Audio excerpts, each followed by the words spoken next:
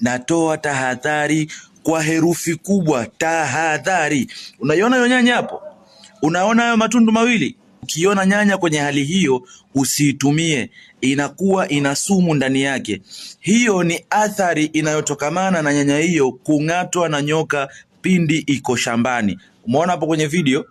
Kwa hiyo mkulima hawezi kuanza kuchunguza nyanya moja badala nyingine pindi anapozivuna shambani. Yeye anakusanya kwa ajili ya mauzo kupeleka sokoni. Tahadhari ni ya kwako wewe mtumiaji. Kuwa makini sana unapokutana na nyanya ina matundu mawili. Hivyo ni viashiria vya meno ya yule nyoka aliyeigonga hiyo nyanya. Sambaza ujumbe huu kwa kila mtu ili tuweze kuokoa mamilioni ya watu juu ya athari ya hili, tuokoe maisha ya wengine juu ya athari ya hili. Wewe umelijua, mimi nimelijua, wajuze na wengine ambao hawalifahamu. Hii iwe ni sadaka kwako, Mwenyezi Mungu akulipe kwa kuokoa maelfu, mamilioni ya watu wengine ambao hawafahamu juu ya hili swala. Usisahau kushare video hii, follow.